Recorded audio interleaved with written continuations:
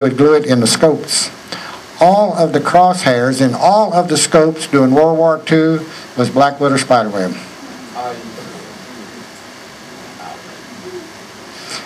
In fact, the first scope I bought to put on my rifle, a pamphlet came with it and said the crosshairs were black widow spiderweb. Because that's the strongest thing they had, that thin, that small, that could take the impact. It gave it wouldn't break. They probably still use it, I don't know. So she's not all bad. She helped us win World War II. Now, we don't need a lot of black widows, do we? Well, the mud daubers take care of that. They prefer black widows.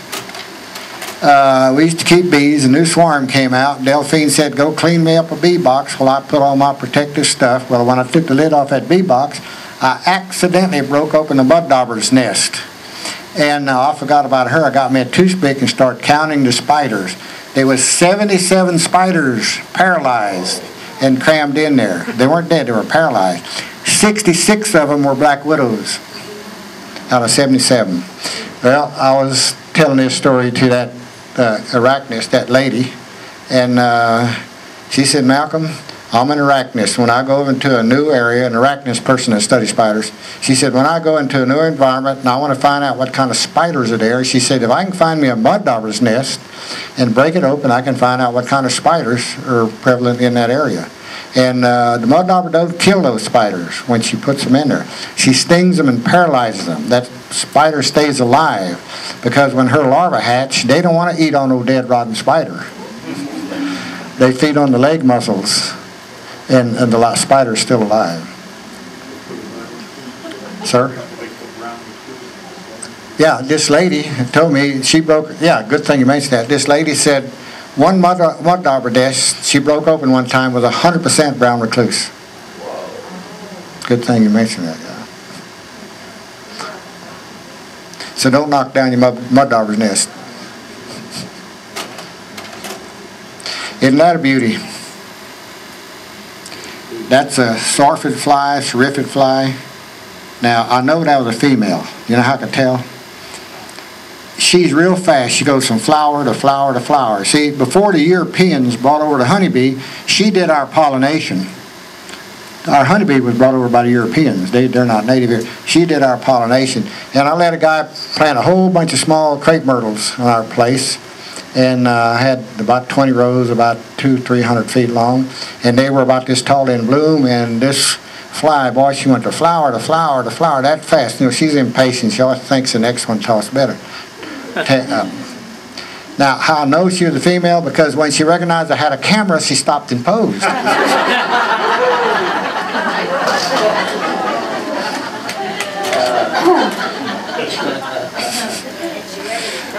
That's her larva right there. Now notice that larva is on a big green leaf, but now we got a different colored aphid. It feeds on aphids while it's young. There's a younger larva of that wasp or fly. They don't interfere with the other insects that are feeding on different aphids. They got their species of aphids that they feed on. Go to studying the insects, no end to the fascination. Get you a magnifying glass. There's a picture of our farm. And I had to listen to my wife. I used to plant solid everything. And then when the stuff was in, you know, ready to harvest, she said, okay, Beck, how are we going to get out in the middle of that field without driving over stuff or having to carry stuff out a long way? So I said, oops, I'll take care of that. So from then on, I would do a 22-row cash crop, and I'd do a 22-row cover crop and a 22-row cash crop. Well, this worked out excellent. This is my cash crop. See, I mixed everything up. 2 rows of every different things. The reason I went 22 rows, that's how far the sprinklers reached. Well, my cover crop was Elbon rye that'll get this tall, real thick. I planted real thick. And also I planted a vetch, a blooming binding vetch, which is a legume. The rye is a real shallow root. Well, it'd go a foot deep, but it really mellows up the soil, breaks up a hard pan in the soil. And vetch is a tap-rooted plant. It'll go 5 or 6 foot deep. And it has nodules on the root that have those microbes that take nitrogen out of the air. So I had one species mellowing up the soil, another one taking nitrogen out of the air, one going deep and one staying shallow. It worked real well. Then I discovered another benefit. With this thick cover crop on each side of my cash crop, that's where all these beneficials hibernated through the winter, like the big-eyed bug and the green lacewing fly and the lady beetle. And then in the spring, when it's time for them to mate and come out to deposit eggs, they deposit their eggs in my cash crop. So I had beneficial insectary on both sides of my cash crop. Worked real good. Isn't that a beauty? Believe it or not, I walked down the mailbox one day with my camera, and when I was walking back up the hill, this beetle came and landed on my hand, and I snapped this picture, and took off. Female. She said that, I didn't. Anyway, I was showing this picture one day, and a lady in the crowd said, "Oh my gosh, what is the name of that beautiful iridescent green beetle?" I said, "It's an iridescent green beetle. It don't care what we call it." Is it good or bad? What they do, the larval stage bores into cut lumber, not into a live tree. After the lumber's cut down or a tree's fallen over, then she lays an egg and it hatches into a woodworm that bores in, it pupates in it, and comes out. That pretty beetle. They're rare. It's the only one I ever seen. It came for its picture. There's a unicorn larva, and it feeds on grapevines, but it'll usually get in the middle of not a grapevine, a rose bush. It'll get in the middle of a rose bush and eat the leaves, and the spot looks so big you don't even know it's there. It's kind of a beautiful larva. That's the head right there, and it's constantly moving those mouth parts and feeding, and it moves real slow. Kind of interesting. And the ants, these are really the intellectuals of the insect world. We fought them fire ants, they're still here, ain't they? These guys, they amaze me. I'll show you something. You see, these ants decided they want to cross the road. Well, they're coming in from angles, different places. When they get to the road, they go straight across the shortest path.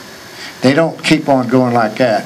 Now, when they get to the road, they dig little tunnels, 1/4 inch, 3/8 inch deep, and for the whole colony to crawl through. Because if a car comes along and they didn't have tunnels, the cars would be running over and squashing them. Pretty neat. This is a vertical tunnel the ants made, and we have a kitchen in our store, a room for people to eat and everything. And there was a water leak, and termites got started in a spot. Well, the ants knew the termites was up there, so they built themselves a tunnel up and ate all the termites. The biggest natural enemy to the termites are native ants, the bad ones, not the big red ants. The bats. We have the biggest active bat cave in the whole world, about 4 airline miles from our place, about 7 miles around the road. The Bracken Cave. And you can join Bat Conservation International and get a tour down there, and they allow me to give tours down there also. But I can only give tours down there when they're not giving a tour. But they still like me to give tours down there. A lot of time I get one of their experts to come up and tell us all about the bats. So if y'all got a group of people sometime and you want a bat tour, if BCI don't have time, I don't do a lot of it, but I do find time to give a few tours, because they're a very beneficial animal. Everything they feed on is moths flying in the air at night, and their favorite moth is a corn earworm moth. And if we didn't have them, we couldn't hardly grow things around here, because these corn earworm moths fly up in the air. They start in Mexico and start coming north, laying eggs and going up flat like that. They're flying in the air at 10,000 feet. And those bats are up there feeding on them. The moths colonies or swarms can be so thick, they show up on radar at Randolph sometime. And then the bats, they show up on radar when they're coming out of the cave, because they're so thick then. That's the bats coming out of the cave. Well, I and a college professor, biologist, went down there one night to hear them come back. And when we drove up, it sounded like 22 bullets ricocheting. Funny sounding. And I took my spotlight and I shined in there, and bats were coming back already. When they come back, I mean, they're up there high. Sometimes they start coming back before it's completely dark. All of a sudden, you see a black speck appear, and they're coming fast. And when they get close to the ground, they spread out their wings, and it makes a funny ricocheting noise, like a bullet ricocheting across you.